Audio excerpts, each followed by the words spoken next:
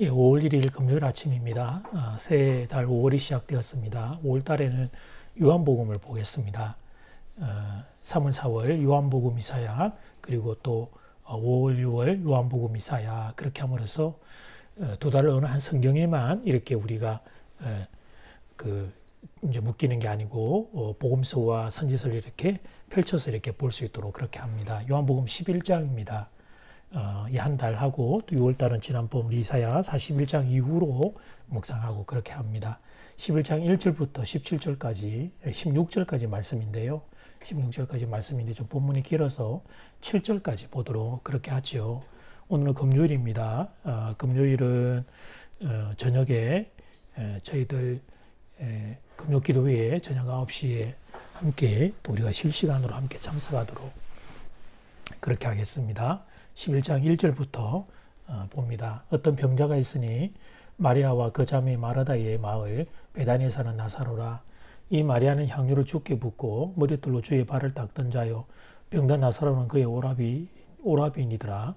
이에 그 누이들이 예수께 사람을 보내어 이르되 주여 보시옵소서 사랑하시는 자가 병들었나이다 하니 예수께서 들으시고 이르시되 이 병은 죽을 병이 아니라 하나님의 영광을 위함이요 하나님의 아들이 이로 말미암아 영광을 받게 하려 함이라 하시더라.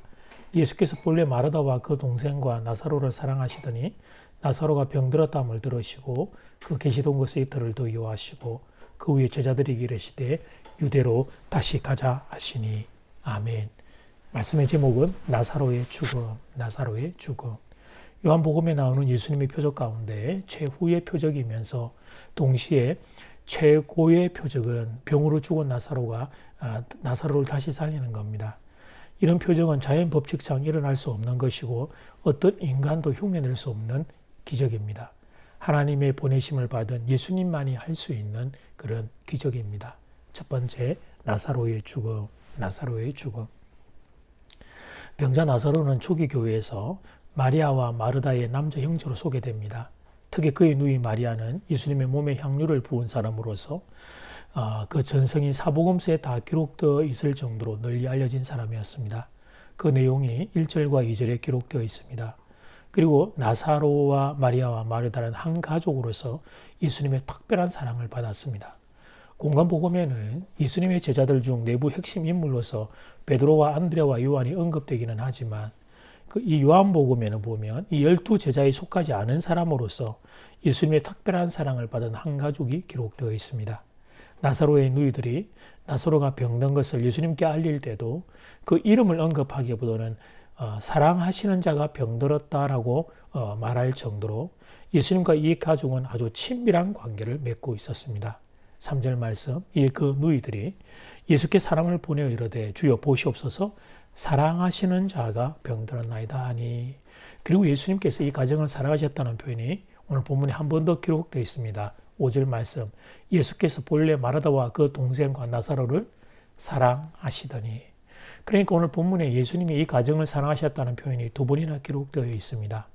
나사로 가정이 살았던 곳은 베다니입니다. 베다니는 예루살렘에서 대략 2km 정도 떨어진 마을입니다. 일종의 베더타운이라고 할 수 있는데요. 예루살렘이라고 하는 대도시 옆에 붙어있는 작은 마을입니다. 예수님은 예루살렘에서 사역하실 때마다 힘드셨습니다. 유대 종교 지도자들의 시기와 압박이 만만치 않았기 때문이에요. 예수님도 육신을 가지고 계셨기에 지치고 피곤하셨습니다. 그러면 베다니의 나사로의 집에 오셔서 쉬곤 하셨습니다. 그 정도로 예수님이 지친 몸과 상한 마음을 믿고 맡길 수 있는 가정이 나사로의 가정이었습니다. 여기서 잠깐 여러분의 영적인 지도자가 지쳤을 때 찾아가실 수 있는 그런 가정이 되기를 주 이름으로 축복합니다. 어쨌든 나사로는 그렇게 예수님과 친밀한 사이였어요. 그런데 여러분, 그런 나사로가 그만 병이 들어 죽게 된 겁니다. 이 사실만으로도 충격이지요. 당시 예수님을 따라다니고 있던 이들에게는 더욱 그러했을 거예요. 그 누구보다 예수님을 지극정성으로 섬기던 가정인데 어떻게 그런 가정에 이런 아픔이 일어날 수 있다는 말인가? 이 질문은 우리들 사이에서도 가끔 일어나는 질문입니다. 누가 봐도 아름다운 가정입니다. 신실한 가정입니다. 신앙적으로도 인격적으로도 참 귀한 가정이에요. 그런데 그 가정이 아픔을 겪는 경우가 있습니다. 그 누구보다 예수님을 신실하게 사랑하는 가정인데, 그런데 그런데 예수님이 살아계신다면 저 가정은 저런 아픔을 겪으면 안 되는데 그런 생각을 그 가정의 아픔을 겪을 때 우리는 자동적으로 하게 되죠. 그런데 여러분 안타깝게 살다 보면 그런 일을 우리는 경험하게 됩니다. 주님 안에 사는 여러분, 우리는 알파와 오메가요. 모든 시간을 장중에 지고 계신 하나님께 속한 자들이지만 사랑하는 여러분, 우리는 하나님이 아닙니다. 우리는 언젠가 죽을 존재입니다. 그리고 언제 죽을지도 모르는 존재예요. 나이 들고 여러분 병이 들고 또 죽음 앞에 설 수밖에 없는 그게 피조물인 우리의 실체입니다. 깨닫든 깨닫지 못하든 이것이 인생인 우리의 실체이며 진실입니다. 사랑하는 여러분, 제가 조금 냉정하게 말씀을 드리는 것처럼 들릴 수 있겠습니다만 그러나 사랑하는 여러분, 이게 진실입니다. 여러분, 우리는 피조물입니다. 우리는 피조물로서 이 세상에 삽니다. 하나님의 선물을 임시로 맡아 관리하는 청지기일 뿐이에요. 우리는 소유주가 아닙니다. 저는 지금 전영은 산모의 남편이고 안성민 청년의 아버지이고 장전제일교회 담임 목사입니다. 이 모든 것은 하나님께 부여받은 축복의 선물입니다. 장전제일교회 사랑하는 성도님들, 제가 너무 사랑하는 성도님들, 여러분은 제가 하나님께 그렇게 위임받은 귀한 선물이죠. 그러니까 여러분, 이 모든 것은 저의 것이 아니고 저는 위임받은 청지기일 뿐이에요. 소유주 중 인생 가운데 소유주는 아무도 없어요. 저는 하나님께 위임받은 청지기에 불과합니다. 여기에는 저의 생명도 당연히 포함돼요. 모든 것이 다 하나님께 선물 받은 것입니다. 이 말을 다르게 표현하면 여러분, 하나님은 우리에게 빚진 분이 아니라는 사실이에요. 우리는 인생에 좋은 일이 있을 때는 하나님, 왜 내게 이렇게 좋은 일을 주십니까? 이렇게 묻지 않아요. 그런데 이상하게도 어려운 일이 있으면 왜 내게 이런 어려운 일이 생기냐고 하나님께 따지곤 합니다. 내가 누구인지 모르게 일어나는 현상입니다. 하나님이 창조주면 나는 피조물이라는 것이 뭘 의미하는지 모르기 때문이에요. 하나님이 기준이고 나는 그를 따르는 청지기에 불과해야 하는데 그런데 우리는 그렇게 생각하지 않습니다. 내가 주인입니다. 내가 기준입니다. 특별히 지금 우리가 사는 시대는 이런 경향성이 너무 강해졌어요. 언제나 내가 중심이죠. 나를 기준으로 모든 걸 해석합니다. 그래서 나사로가 병든 보고 같은 나사로의 입장에서 사람의 입장에서 어떻게 그럴 수 있느냐고 항의하는 거예요. 그러나 사랑하는 여러분, 그것은 우리에게 속한 영역이 아닙니다. 나사로가 건강하든 병이 들든 오래 살든 일찍 죽든 그것은 우리가 관여할 수 있는 영역이 아니에요. 우리는 피조물이기 때문입니다. 우리는 청지기 때문입니다. 우리는 우리를 만들고 창조하시고 우리에게 모든 걸 위임한 하나님의 그 계획을 따라가는 존재입니다. 사랑하는 여러분, 하나님은 우리를 사랑하십니다. 당신 하나밖에 없는 아들 예수를 이 땅에 보내셔서 십자가에서 우리의 죄를 대속해 주실 정도로 하나님은 우리를 사랑하십니다. 그러나 그렇다고 해서 우리에게 일어난 일들이 내 기준으로 볼 때 항상 공평한 것은 아닙니다. 내 인생은 여러분 내가 만든 게 아니고 하나님께 부여받은 선물이에요. 그러므로 내가 공평함의 여부를 결정할 수 있는 주관자, 소유주가 아닙니다. 하나님은 우리에게 빚진 자가 아닙니다. 우리에게 몇 년을 살게 해줘야 한다는 의무를 하나님은 우리에게 지고 계시지 않습니다.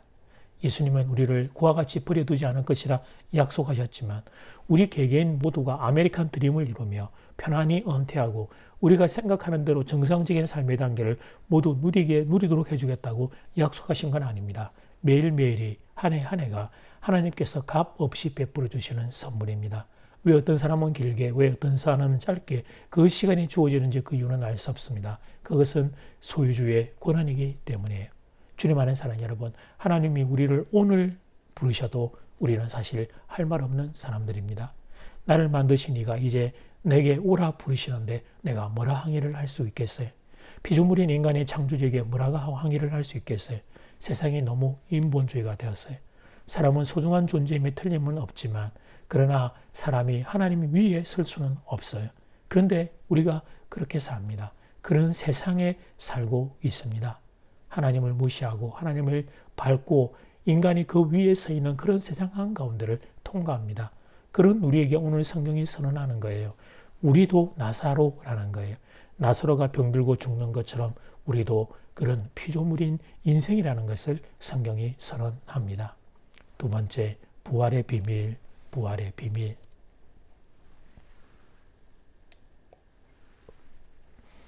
오늘 본문에서 한 가지 더 궁금한 것은 예수님이 나사로가 병들었다는 소식을 듣고 바로 움직이지 않으셨다는 사실입니다. 6절 말씀, 나사로가 병들었다 함을 들으시고 그 계시던 곳에 이틀을 더 유하시더니. 여러분 이상하지 않습니까? 빨리 가도 아까운 시간인데 그런데 예수님이 왜 이틀을 더 유하셨을까요? 예수님이 이렇게 냉정하신 분입니까? 예수님이 이렇게 의리가 없는 분이십니까? 다른 사람도 아니고 나사로인데, 예수님을 그렇게 지극정성으로 섬긴 나사로인데 그런데 왜 거기서 시간을 허비하고 계신 걸까요? 그렇습니다. 주님의 다른 뜻이 있었기 때문입니다. 예수님은 병들어 있는 나사로의 병을 고쳐줄 수 있는 분입니다. 그러나 이번에 예수님은 또 다른 표적을 제자들에게 보여주기로 작정하신 겁니다. 그 표적이 뭡니까? 그렇습니다. 부활입니다. 죽은 자가 다시 살아나는 부활입니다. 예수님이 나사로를 싫어하신 게 아닙니다.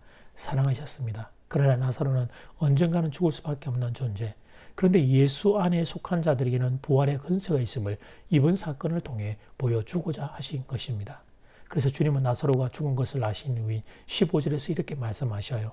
내가 거기 있지 아니한 것을 너희를 위하여 기뻐하노니 이는 너희로 믿게 하려 함이라. 그러나 그에게로 가자 하시니 거기는 나사로가 있는 겁니다. 나사로가 병들어 죽은 곳입니다. 그런데 그곳에 예수님이 계시지 않은 것을 기뻐한다고 말씀하셔요. 이 좀 궤변처럼 들리지요. 그러면서 그 이유를 이는 너희로 즉 제자들로 하여금 믿게 하려 함이라 말씀하십니다. 무엇을 믿게 한다는 것입니까? 그렇습니다. 부활을 믿게 한다는 거예요. 죽은 자가 다시 살아날 수 있는 사실을 믿게 한다는 거예요. 세월이 지나 제자들은 예수님의 부활을 목격하게 됩니다. 그러나 곧바로 그들에게는 또 다른 고민이 발생하죠. 예수님은 예수님이시기에 부활할 수 있지만 인간인 우리들도 과연 부활할 수 있는 것일까? 그때 그들이 그 고민을 할 때 그들에게 한 줄기 성광 같은 빛이 있었는데 그게 바로 오늘 본문 나사로의 부활이었어요. 주님 안에 사는 여러분, 제자들이 직면했던 고민은 우리도 동일하게 직면하는 고민입니다. 우리도 우리의 사랑하는 사람들을 이 땅에서 먼저 떠나보내는 일들이 있습니다. 그리고 나도 언젠가는 이 땅을 떠나게 될 거예요. 그러면 어떻게 합니까? 사랑하는 사람과의 이별을 어떻게 하면 좋습니까? 그 슬픔과 아픔을 어떻게 하면 좋습니까? 그런 현실에 서게 되는 모든 성도들에게 주님이 오늘 말씀을 통해 하늘의 위로를 주고 계신 거예요. 나사로가 부활한 것처럼 너의 사랑하는 사람도 부활하게 될 것이다. 이 사실을 선언하는 겁니다. 그래서 주님은 오늘 본문의 뒷부분인 25절, 26절에서 이 유명한 말씀을 하십니다.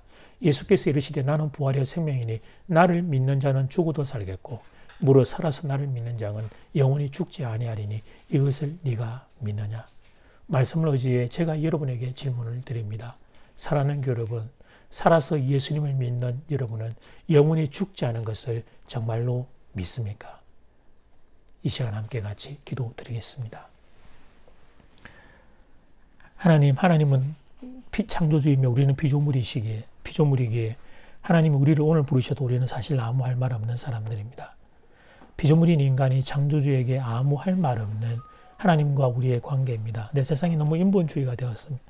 사람은 소중한 존재임에 틀림없지만 그러나 사람은 하나님 위에 설 수 없는데 그런데 우리가 그러고 살고 그런 세상에 살고 있습니다. 그런 우리에게 정신이 번쩍 드는 말씀을 하십니다. 우리도 나사로와 똑같은 인생이라는 것, 나사로가 병들고 죽는 것처럼 우리도 그런 인생이라는 사실을 말씀을 통해 먼저 깨닫게 하십니다. 그러면서 하나님은 하늘의 위로를 우리에게 주십니다. 그런 연약한 인생이지만 그러나 예수 안에 생명이 있기에 예수님이 부활하시듯 나사로가 부활하고 그리고 나사로가 부활하듯 우리도 하나님 다시 부활할 수 있는 부활의 근세가 있음을 말씀을 통해 위로해 주십니다. 예수께서 이르시되 나는 부활이요 생명이니 나를 믿는 자는 죽어도 살겠고 무릇 살아서 나를 믿는 자는 영원히 죽지 않으니 이것을 내가 믿느냐. 아멘. 믿습니다. 바라기는 사랑하는 성도들에게 이 부활의 권세가 오늘을 살아가는 힘과 능력이 될 수 있도록 역사하여 주시옵소서. 예수님 이름으로 기도드립니다. 아멘. 하늘에 계신 우리 아버지여, 이름이 거룩히 여김을 받으시오며 나라가 임하시오며 뜻이 하늘에서 이루어진 것 같이 땅에서도 이루어지이다. 오늘 우리에게 일용할 양식을 주시옵고 우리가 우리에게 죄 지은 자를 사하여 준 것 같이 우리 죄를 사하여 주시옵고 우리를 시험에 들게 하지 마시옵고 다만 악에서 구하시옵소서. 나라와 근세와 영광이 아버지께 영원히 있사옵나이다. 아멘.